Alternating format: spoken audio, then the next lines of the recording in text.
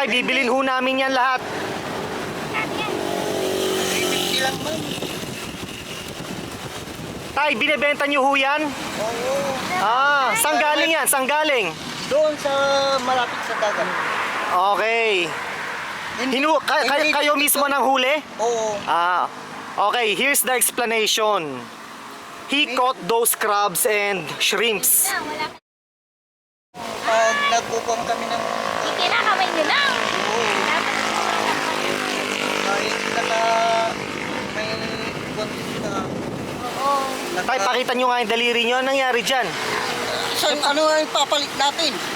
Akong bahala. Akong bahala. Nakagat ng... Limango. Limang. Tay, ang daliri nyo yan. Ba't ganyan? Ano nangyari? Nakagat nga ng limang. Nakagat ng alimango. Oo. Kagayang na... That finger got bitten by a crab. Must be a giant crab, ha? Nagagalaw mo pa ba, Tay? Hindi na. Nakukuhan ko, pero pag tag-ulan na, Masakit. masakit na. He said that during rainy season, it hurts. His finger hurts. So he said he caught those crabs and shrimps in this pond. Kukuhan ko yan para may pang... Tay, sino may-ari nitong pond na to? Walang may-ari. Mayroon. Merong may-ari niyang pond. Ito, sila. Yung amo niya. Okay. Hindi po po. Sino may-ari nitong pond na to? Yung amo nyo. Okay. So his boss owns this pond. Ay, anong pangalan niyo, Tay? Puding. Ruding. Ilang taon na ho kayo? 56 56. na. Bata pa naman. Bata pa. 50. Masakit na yung katawan. Kayo naman talaga. Bata pa. 44 na ako, Tay. I'm 44 years old. Uy. Oo, 44 na. 56 years old, still young. Bata pa yung 56. Uy. Pero he said his back hurts already. Isang taon pa lang. So, Tay, anong hanap buhay nyo? Ayan. Ito, tapos nagkukuha pa kami ng talaba. Okay. Wala kayong talaba ngayon. Wala na. So, Ruding's livelihood is to catch and sell crabs and shrimps. Okay, sige. Sige, ano? Pakiabutan si tatay. Ano yan? Kaya nga, bibili na nga natin yan eh. Magkano ba tatay? 100. 350 ma. 350. Ma'am, naman. Okay, he's para selling kay- everything for 350 pesos. All of this. Ay, nakagat na naman Ganyan kayo. na ako. Okay, may... Bawal mo sa may tubig. Nakaputot na kami. Opo.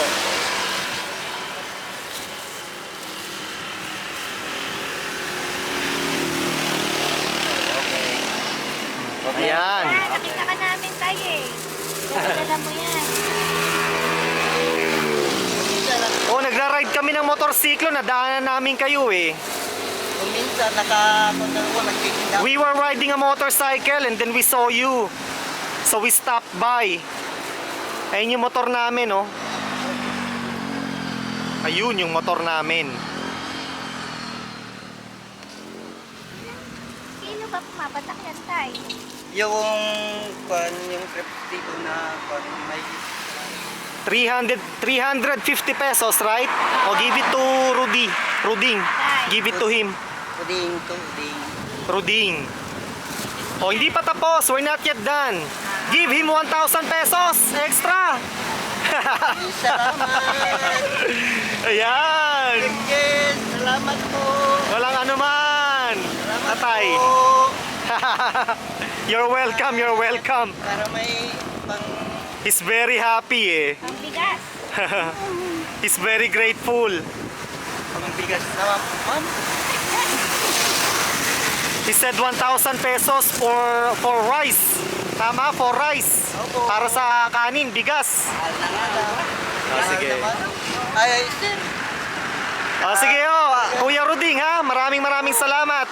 Ingat kayo, ingat sa uulitin. Makakauwi ka na kuya. Take care, Kuya Ruding. Salamat. Take care. Oh, our dinner for tonight. Okay. Sarap. Thank you, Kuya Ruding. Take care. Ingat, ingat. Boss, ingat. Okay.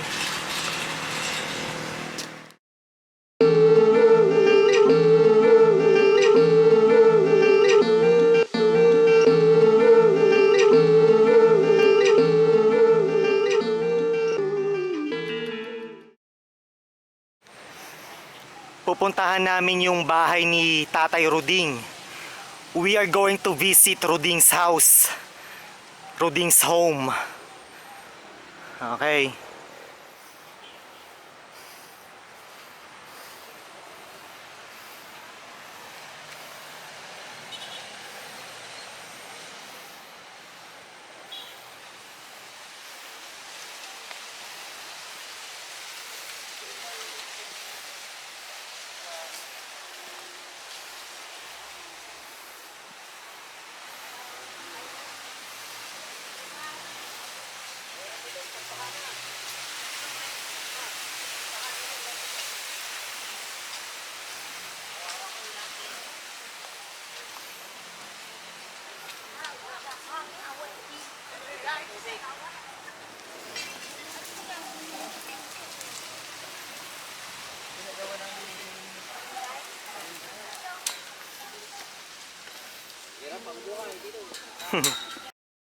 Ano ho? Mahirap sa buhay. He said life here is hard.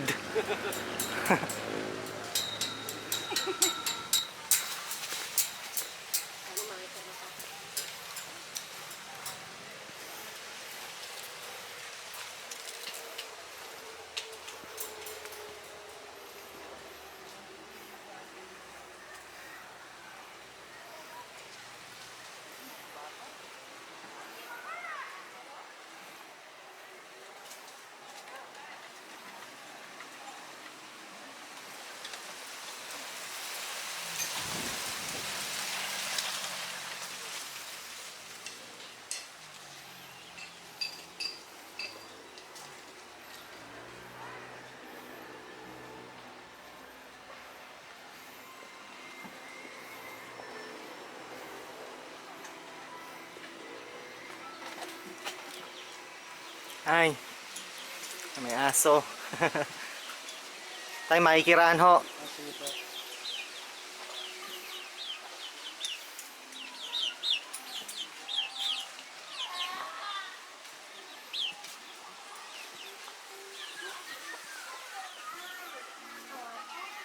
Dami palang bahay dito. Ayan.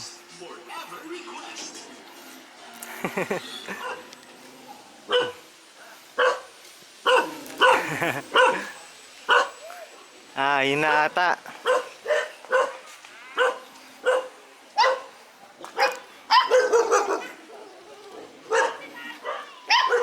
Daming bata.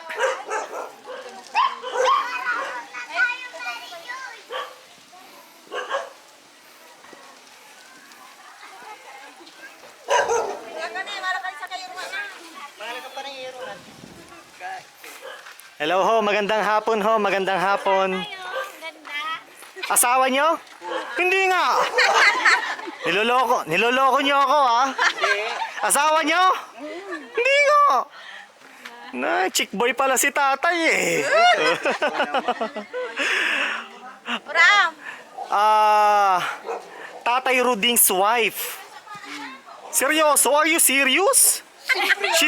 She's your wife? Bakit? Oh my goodness! Tata, you're my idol. You're my idol, you're my idol. So pretty naman si nanay, the wife. Okay lang ho, okay lang. Nay, ano ang pangalan nyo? Easter po. Esther. Ilang taon na ho kayo? 53. Okay. Magkasing idara naman pala. 55. 55. 53. Na. Eh mukha lang 42 eh. Nay, sigurado kayo 53 na kayo? Are you sure you're 53? You don't look like 53. You look like 42. Not 53. Sino ho itong mga batang to? Yung mga po. Mga apo. Ah, anak nyo ho, itong dalawa, yung maganda. Itong dalawang maganda. Pinagmamanahan po. May pinagmanahan. Oh, Dewang na. so, they are the two daughters. Ano ang pangalan nyo? My name is Mary Grace. Mary Grace and? Mary Jane. Mary Grace and Mary Jane. The two daughters of them. Okay, okay. And then the grandchildren. Wow naman. Oo nga ho, nagra-ride kami ng motor na daanan namin si tatay naglalako nung alimasag. Kaya naisip naming dumaan. Ayan. Pakita ho natin bahay nyo, ano ho? Pasok tayo. Ito ho. Ayan.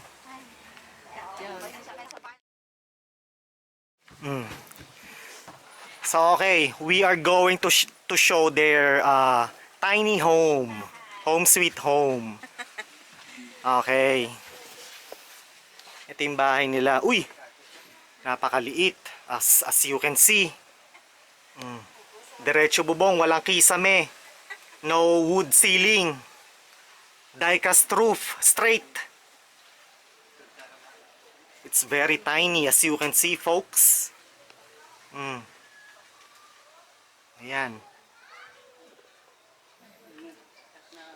Sino hong natutulog dito? Kayo hong dalawa? Ito lang, parang natutulog ako doon sa mga anak ko. Ah, okay. So, the one who sleeps here is Tatay Ruding.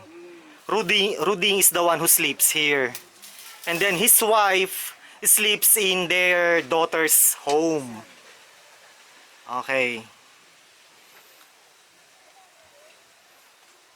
Anong dito sa Dali pakita ko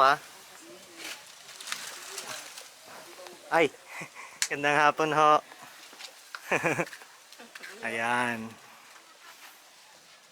Nagsasaing ata. Yung bahay ng anak ko. Ano? Ito. This is your daughter's house. Ah, okay, okay. Who is she? Abalan ko po. Ha? Yung kwan. Tatay ng Balae. Balae. Ah, okay, okay. So you're the mother of your daughter-in-law. Okay, hello po. Hello, hello. She's the mother of her daughter-in-law. Okay, just to be clear. And this is their house. Okay, pakita ko lang ho, Ayan. Marami ho kayong Santo Niño, Napansin ko. They are very religious, Misinari yung anak ko kasi. Missionary? Ah, okay, okay. She said her son is a missionary. That's why. That's why they have a lot of saints here. Mama Mary and Santo Niño. And Jesus Christ. Okay.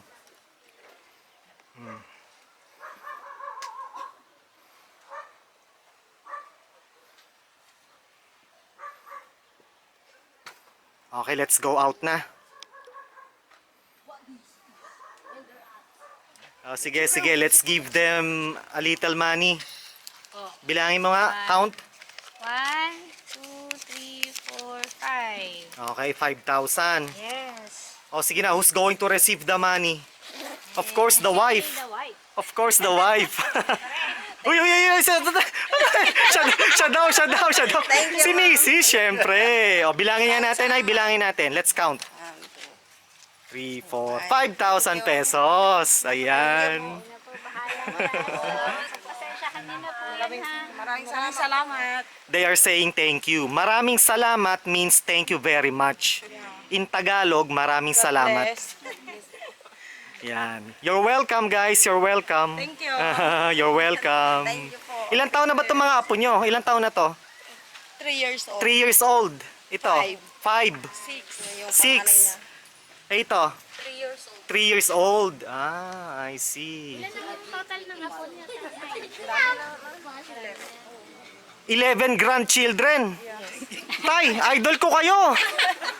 11 grandchildren. You're my idol. Siyempre, itong kagwapo natin. Syempre! Very handsome Tatay Ruding oh, idol. Tignan nyo naman yung asawa kung gaano kaganda. Beautiful wife. Ano na nga si tatay, outside ko lang muna Outside ko lang muna. Bali naman, nag-uusap naman kami. Oo.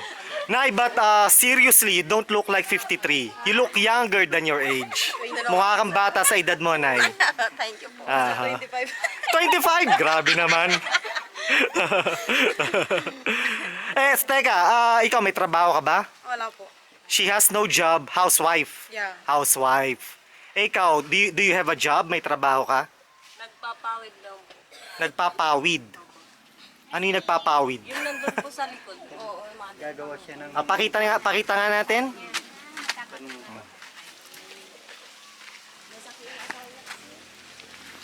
Now this lady right here, she has a job. And this is what she does. Wait. Nagpapawid, she said. yung ganito po. That's what you do. What is that for? Para saan yan? Saan ginagamit yan? Sa bubong po. Sa bubong. So you use those, people use those for roof of their houses, of their shacks. I see. Okay, that's your yan ang negosyo mo, hanap buhay mo. That's your livelihood. Magkano naman kinikita mo dyan? 120 po. Sa Oh. isang dan. 120. 120 pesos per week, per day, Opo. per day. So she makes 120 pesos out of this pawid for making this pawid. 120 pesos, so that's $2 something, $2. Sino naman ho siya? Asawa ko. Asawa mo? Okay, okay. Okay. Anong pangalan? Jason. So, he is your husband. Anak ni Tatay Rudy. Hindi. Ikaw ang anak. Manugang. So you are the daughter of Ruding. And then he is your husband. Ano nangyari sa kanya? Nagkasakit. What happened to him? Kasakit po ako. Anong sakit niyo? Pulmonya. Pulmonya. Okay, he said he got, how do you say that in English? Pulmonya. I'm going to Google later. What's the English of pulmonya? Gano'n na ho kayo katagal ganyan? Tagal na mga 8 months. Ha? 8 months. 8 months. Hindi na ako nakakatrabaho. So you have been bedridden for 8 months. 8 months na siyang bedridden. 8 months na siyang nakahilata lang, nakahigang ganyan. He said he doesn't work any longer. How can he? Look at him. Look at his condition. Nakahiga na lang. He's just laying down on that wooden papag, wooden bed. So he's been like that for 8 months already. I see. Ilang taon na ho kayo? 33 po. 33 years old. So he's 33 years old. Tapos ganyan na. He's bedridden already. He said pulmonye. I'm going to Google that in English later. Ang daming bata. May sari-sari store pa dito. Daming bata. Nahiya. Nahiya. May anak ho ba kayo dito sa mga to? Wala po ito lang. Ayan lang. Ay, isa lang anak nyo. The only child. So they have one son. One child. Ano ang pangalan niya? Junjun. Junjun. His name is Junjun. Okay. Ang daming bata. Ano nga, give him 1,000 pesos extra. Ate, Ang bigay mo sa asawa, asawa mo, sana gumaling Extra. siya. Ayan. Matagal na ba siya na may sakit? Ayan ate, extra 1,000 pesos for you guys ha. Thank you po. Kuya, pag You're welcome. May ininom siyang gamot. Ano ba ang English ng pulmonya? Ano? Ano? Pulmonary disease? I don't know. Anong English? Anong English ng pulmonya? Pulmonary disease. Sige, sige. Mamaya isa-search natin yan. Pati pakita natin pa na mamagayin paa eh. Oh. Pati yung Nagagalaw mo pa ba yung mga paa mo? Hita? na ano po yung Dahan-dahan. Mahina. Do you feel weak? Mahina ang pakiramdam mo? So he said he feels weak. Palagi sa ilog kasi yan. Nagbakan ng machine. Pulmonya daw eh. Ay, mahulog ka dyan, anak. Pneumonia. Yun, tama si nanay. Pulmonya daw.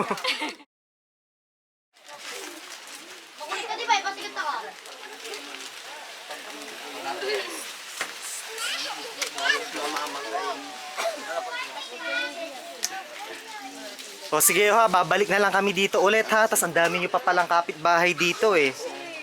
Bibisita kami ulit dito. Sige te ha, alagaan mo yung mister mo ha. Take care of him ha. Sige, sige. Eh mauna na ho kami. Tay ha, babalik na lang kami ulit. Eh ngayon, alam na namin yung lugar nyo. Papasyal ulit kami dito. Sige, sige. Ang daming bata. Sige, mauna na ho kami ha. We're gonna go now. Take care guys. Bye, bye. Take care. Tatay, take care. My idol. Sige, bye. What did you say? Ano sabi nyo, tay? Bibili kayong bagong tsinelas. Oo, ngayon. He said he's going to buy a new pair of slippers. Good for you. A new pair of slippers. Napahirap. Tali.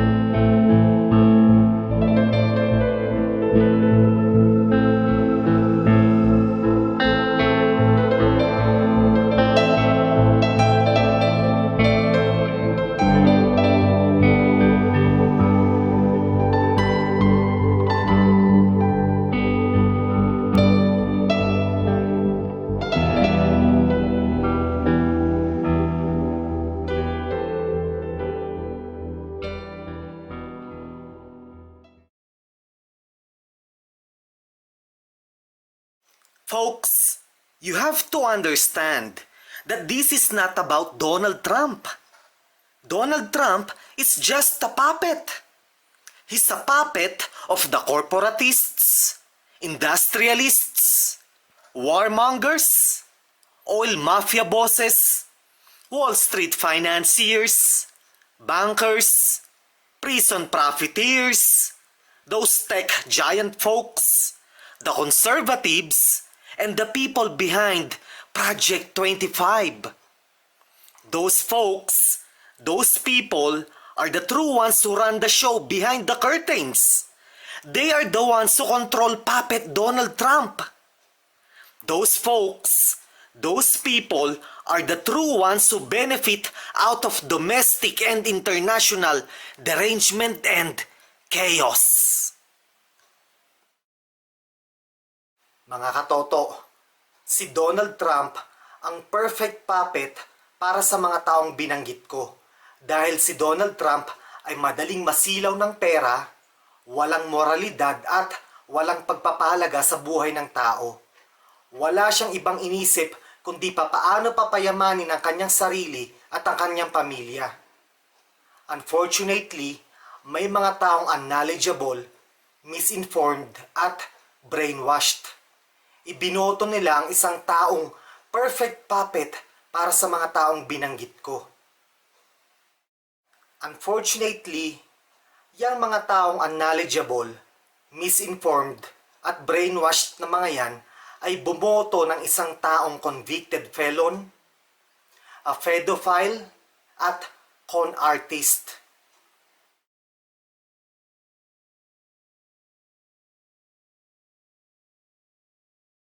At oo mga katoto, marami akong mga kababayang Pilipino na bumoto kay Donald Trump. Yang mga kababayan kong Pilipino na yan ay mga bobito at bobita. Aha, bobito at bobita sila dahil sa pagboto nila kay Donald Trump.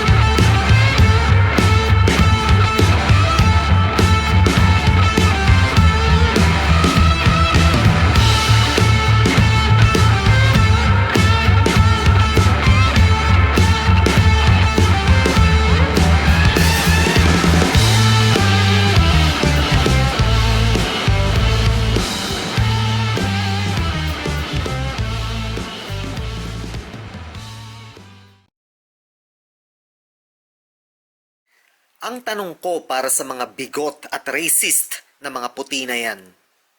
So, okay lang na i-exploit ang natural at human resources ng mga mahihirap na bansa ng Estados Unidos at mga European countries. Pero ang mga tao from developing countries ay hindi welcome sa Estados Unidos at sa Europe. Ganun ba? Mga buwaka ng ina nyo. Itigil nyo ang bigotry, hate, at racism. Mga katoto, ang emblem o sagisag ng martilyo at karit ay hindi simbolismo ng komunismo, kundi ng struggle sa pang-araw-araw sa buhay ng mga kapuspalad sa lipunan.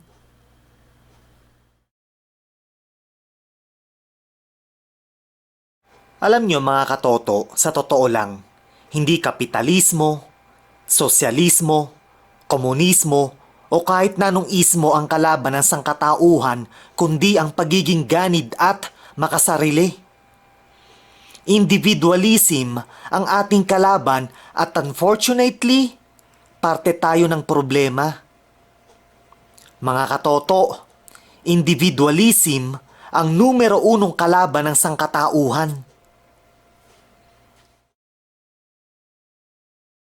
Napakalaki ng impluwensya sa buhay ko ni John Lennon. Isa si John Lennon sa naghubog sa aking kaisipan at katuturan.